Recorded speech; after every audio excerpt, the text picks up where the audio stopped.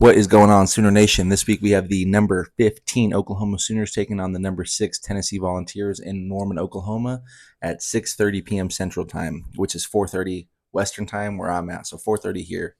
Um, my prediction is that Oklahoma will squeak out a win. Oklahoma's going to have to play their best game, being on their P's and Q's. No turnovers. The crowd's going to have to be electric. Everything has to go right for Oklahoma. I really think so. And I think it's going to. I think the quarterback run game is a great addition that we've added. Maybe not so much of the inside run, but I do like not the RPO, but the zone read stuff to the outside. I really like that. Um, and we're going to have to see a lot more Taylor Tatum. I mean, on the coach's show, Brent Venables did say that Taylor Tatum will be getting more run. It's just getting him more involved, like knowing the plays, the pass blocking schemes, if he has to go out for a pass, just knowing all the plays, not just being able to run the ball. He has to be able to do it all. Other than Taylor Tatum, I do like seeing Javante Barnes. He runs the ball as hard as anyone we have on the team. As far as behind that, I don't need to see any more Gavin Sawchuk this year unless it's fourth quarter mop up duty. I'm done. He's too slow. He's too indecisive, and he runs too patient. With our offensive line, you can't run like that. You have to hit the hole and be able to make someone miss, which is what we see Taylor Tatum do, or Javante Barnes just running through someone's soul. Tight end wise, Jake Roberts has been blocking really well, so I like seeing him. And Bauer Sharp's a threat in the passing game, so we're going to have to keep him in the game. Tennessee does have a really good D line, so our offensive line is going to have to play best game by far. So hopefully we have Bronson Hickman back at center. I'm expecting to see some Heath Ozida at left guard. He played really well in the second half. And then move Sexton back out to left tackle. And on the right side, we could have Fibechi Wiwu. Maybe he can be a little bit more consistent. And then at right tackle, Michael Tarquin should have a tough day, but it's he's our most consistent guy so far, but it's going to be a tough matchup for him. So I do hope that he can rise to the occasion. Receiver wise, I'm praying to the highest powers that we get Nick Anderson back for this game, and that maybe Andrew Anthony can play a little bit, knock some of that rust off. I like what we saw from the two freshmen Zion Kearney, Zion Reagans, but I don't know if they're too inexperienced for this game. It's going to be a really big matchup. And then, of course, we're going to have to see Deion Burks have his most electric game yet as well. And that's about it for the offense. We're going to have to be – Jackson's going to have his best game. This D-line that we're playing against is something crucial, guys. They got 6 deep at D-tackle. Obviously, James Pierce off the edge. Some super experienced linebackers and a pretty inexperienced yet talented secondary. So it's going to be a tough matchup for us.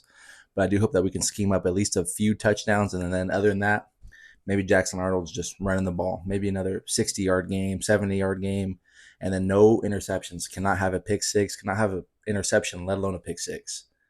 And then moving on to the defense, we're going to need Dominic Williams to have his best game. He's been good, but a little quiet. I know he does his job, stuffs the hole, but we need him to be a little bit more aggressive in the backfield.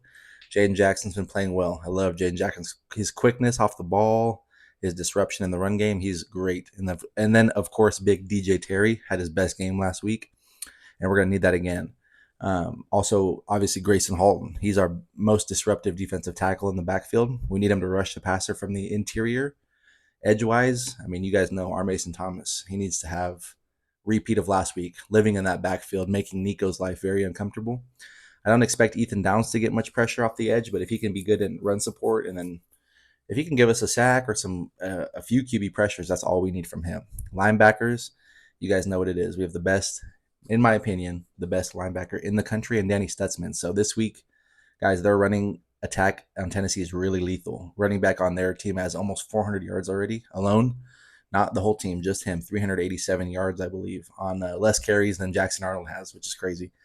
So obviously our linebackers being Danny Stutzman, Kobe McKenzie, Kip Lewis, they're going to have to stop that run all day. Make the quarterback throw over the top of you guys. That's what we need. And then secondary-wise, obviously you want Kendall Dolby back in the pass coverage and blitzing the passer. He's our best guy. I mean, I know you guys like Samuel Masigo, and I like him too, as well as Woody Washington. Great player. But we're going to need Kendall Dolby back if we're going to win this game against Tennessee. And then other than that, oh gosh, Billy Bowman's gonna have to play better. I mean, I know we don't want to say he hasn't been playing great, but he hasn't played. He didn't play his best game last week. He had the interception, but there was other times where he got beat in the end zone for the touchdown. A couple balls were caught on him. A few times he was out of place. He's gonna have to be better, and we need it. He's one of the best safeties in the country, and he has to step up this week. Next to him, obviously Robert Spears Jennings has been having a great year. A few mental mistakes here and there, but hard hitter. He's gonna have to come up and fill the run this week. And like I said, for the linebackers, we need him in run support as well. And then also over the top, can't get beat over the top, can't be out of place like he was a few times last week. Hopefully Peyton Bowen's healthy enough to go. It's like a 3-man rotation for those two spots. So Peyton Bowen can spell either of those two guys, and he's super good in the pass coverage. So we're going to need him this week as well. Also, returning the punts, we're going to need him there as well. At corner, gosh, I don't know what we're going to do. Woody Washington, I hope he plays a little bit. Obviously, Kanai Walker's been good this year in zone coverage, not too good in man. Des Malone has been electric this year, guys. I mean, one of our, if not our best corner. I know Gentry Williams is not healthy, but Des Malone has been nails. I'd be happy if he played the whole game. Des Malone, some Kanai Walker. We even saw some Eli Bowen last week, which I was not upset about. He's quick, great ball skills, a little undersized, but that's okay. If you get great ball skills to make up for it, and really good bounce. You can't be small and not athletic. You got to have some bounce, and he does. So our defense is going to have to definitely have their best game as well. We've been good, but there's a little bit left to be desired. There's teams have been getting a little bit too much on us that I don't like the easy passes, or they miss a deep ball over the top. I don't want to see that this week. We have to be really nails. And then special teams, Keltner has been electric all year. I mean, he's missed one kick all year out of in 3 games, probably like 5 for 6 on kicks. Has to be perfect this game. Obviously, the punting game has to be just as good as it has been. I think special teams has to be on point. Punt returning, kick returning, punting, and kicking. We have to, like I said, guys, we have to play our best game this week if we even want to sniff a chance at winning.